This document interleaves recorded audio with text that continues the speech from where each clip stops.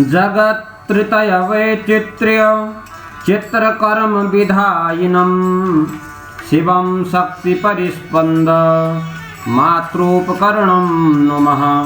नमस्कार, स्वागत है संस्कृत साहित्य चैनल में। आज हम राजा कुंतक और तत्प्रणीत वक्रोक्त जीवित के बारे में विवेचन करेंगे। कुंतक का स्थान साहित्य क्षेत्र में उल्लेखनीय है और वह इसलिए है कि उन्होंने वक्रोक्त जीवित ग्रंथ लेकर के अपना एक नवीन सिद्धांत स्थापित किया। अतएव कुंतक की अपेक्षा वक्रोक्त जीवितकार के नाम से उनकी अधिक प्रसिद्धि है। वक्रोक्त जीवित में 4 उन्मेष हैं, परंतु कहते हैं कि बाबू सुशील कुमार के द्वारा संपादित और कलकत्ता ओरिएंटल सीरीज द्वारा प्रकाशित संस्करण में 3 उन्मेषी असमाप्त और मुद्रित पूर्ण अवस्था में मुद्रित नहीं है। इस ग्रंथ में कुंतक ने वक्रोक्ति को न तो वामन रुद्रट इन दोनों में से किसी के मतानुसार केवल एक अलंकार विशेष स्वीकार किया है और न ही भामह काव्यालंकार मतानुसार संपूर्ण अलंकारों में व्यापक बतलाया है। कुंतक ने वक्रोक्ति को शब्द अर्थ से सुशोभित करने वाली कवि कौशल द्वारा वर्णन करने की असाधारण उक्ति की प्रसिद्ध शैली से विशिष्ट एक विचित्र शैली को बतलाया है और कहा है कि उभावेतावलंकार्यो तयो पुनरलंकृति वक्रोक्तिरेव वैदग्ध्य भंगी भणितिरुच्यते। इसमें वक्रोक्ति शब्द के आगे एव का प्रयोग द्वारा इन्होंने काव्य रचना में कवि का कौशल एकमात्र वक्रोक्ति में ही मर्यादित कर दिया है। यहाँ तक कि जिस ध्वनि सिद्धांत का ध्वनिकारों ने काव्य में सर्वोपरि साम्राज्य स्थापित किया है, उस ध्वनि को भी इन्हें वक्रोक्ति वैचित्र्य में ही समावेशित करने की चेष्टा की है।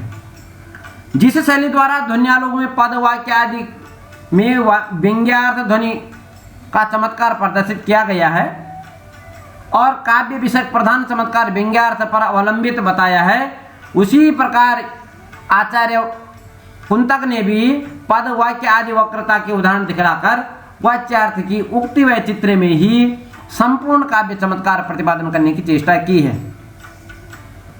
कुंतक का प्रधान उद्देश्य इस ग्रंथ के प्रणयन का एकमात्र ध्वनि सिद्धांत को निर्मूल करने का था।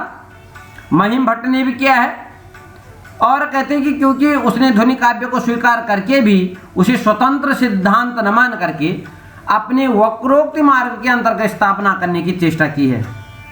कुंतक का कहना है कि वक्रोक्ति उक्ति वैचित्र्य ही काव्य का जीवन सर्वस्व है, न कि व्यंग्यार्थ। रुयक ने स्पष्ट कहा है कि उपचार वक्रतादिभिः समस्तो ध्वनि प्रपंचः स्वीकृतः केवलम उक्ति वैचित्र्य जीवितं काव्यम न व्यंग्यार्थ जीवितमिति तदीय दर्शनम व्यवस्थितम। किंतु कुंतक अपने आघातों से ध्वनि सिद्धांत को किंचित भी विचलित न कर सका। प्रत्युत इस चेष्टा द्वारा उनका यह सिद्धांत नितांत शिथिल होकर के नाम मात्र रह गया। परंतु कहते हैं कि कुंतक के सिद्धांत का मूलाधार भामा द्वारा प्रणीत वक्रोक्ति सिद्धांत को माना जाता है, क्योंकि काव्य शास्त्र का प्रथम, चाहे वह रीति हो, वक्रोक्ति हो, ध्वनि हो, अलंकार हो, वह भामा द्वारा प्रणीत काव्य अलंकार में ही प्राप्त होते हैं। तथापि कुंतक ने अपने मूलाधार के बलाबल पर विचार न करके उस पर निर्भयाद असह्य भार जगत्त्रितय वैचित्र्य चित्रकर्म विधायिनं शिवं शक्ति परिस्पंद मात्रोपकरणं नमः। नमस्कार, स्वागत है संस्कृत साहित्य चैनल में। आज हम राजा कुंतक और तत्प्रणीत वक्रोक्त जीवित के बारे में विवेचन करेंगे।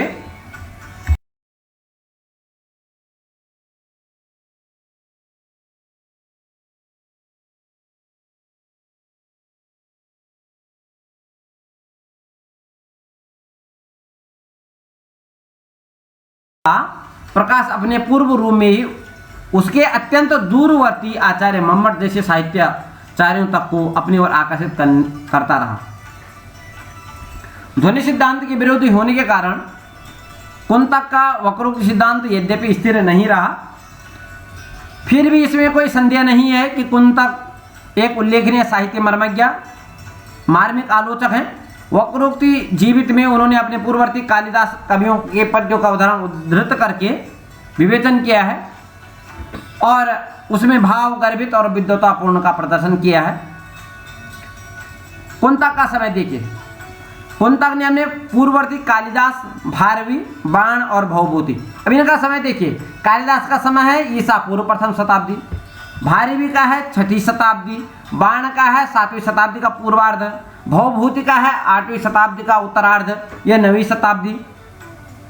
तो अब देखिए, इन आदि के पद्यों को अपने उदाहरण पद्यों में उद्धृत किया है और इन सबके अंतिम में अपने निकटवर्ती राजशेखर, जिनका समय जो है लगभग जो है 8वीं शताब्दी के लगभग का है, उनके समय को आप देखिए 8वीं शताब्दी का उत्तरार्ध, तो 884 ईस्वी से लेकर के 925 ईस्वी इनका उल्लेख किया है और कहा है कि भवभूति राजशेखर विरचितेषु, ऐसा जो है वक्रोक्ति में कहा है। राजशेखर के बाल रामायण के पद्य भी उद्धृत किए हैं। अतः कुंतक का समय राजशेखर के बाद है और कुंतक के उत्तरकालीन निकटवर्ती महिम भट्ट ने भी इस बात को व्यक्ति विवेक में कहा है।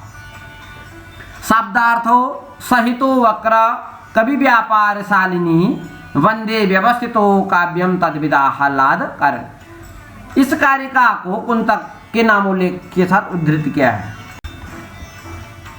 महिम भट्ट का समय संभवतः ईसा की 11वीं शताब्दी का मध्यकाल रहा है और ध्वनि के प्रबल विरोधी रहे हैं। कुंतक महिम भट्ट के पूर्ववर्ती सिद्ध होते हैं, क्योंकि महिम भट्ट ने वक्रोक्त जीवित कार्य के मत को उद्धृत किया है और वक्रोक्त जीवित कार्य ने कालिदास, भामह और भी भारवी, भवभूति, राजशेखर का नाम भी लिया है और उनके प्रवर्ती सिद्ध होते हैं। अतः कहते कुंतक के काल निर्णय के विषय में यहाँ पर एक जटिलता उपस्थित होती है। महिम भट्ट और कुंतक दोनों ही ध्वनि सिद्धांत के प्रबल विरोधी रहे हैं। महिम भट्ट ने अभिनव गुप्त की ध्वन्यालोक व्याख्या के कुछ अंश की व्यक्ति विवेक में आलोचना की है। महिम भट्ट ध्वनि विरोधी मत का मम्मट ने काव्य प्रकाश में तीव्र खंडन किया है, किंतु महिम के पूर्ववर्ती कुंतक के ध्वनि सिद्धांत का विरोधी वक्रोक्ति सिद्धांत का मम्मट द्वारा खंडन नहीं किया गया है। असर इस बात का भी है, राजानक उपाधि द्वारा कुंतक और मम्मट दोनों एक जैसे प्रतीत होते हैं। ऐसी परिस्थिति में उनका परस्पर एक दूसरे को जानना यह असंभव सा लगता है, परंतु कुछ भी है, ऐसी परिस्थिति में अनुमान हो सकता है कि संभवतः कुंतक के वक्रोक्त जीवित को उस समय तक ख्याति प्राप्त न हुई हो जब तक जो है मम्मट ने काव्य प्रकाश ग्रंथ की रचना की। कुंतक का समय अभिनव गुप्ताचार्य और महिम भट्ट के अधिक पूर्व नहीं माना जा सकता। अभिनव गुप्ताचार्य ने वक्रोक्ति के विषय में पूर्ववर्ती कई आचार्यों के मत को उद्धृत किया है, क्योंकि भामा ने भी काव्य अलंकार में इस मत को उद्धृत किया है अलंकार के रूप में। यदि कुंतक के ग्रंथ इनके सन्मुख होता तो वक्रोक्ति सिद्धांत को क्रूर आलोचना अवश्य करते और ध्वनि सिद्धांत के कट्टर प्रतिनिधि थे। अतः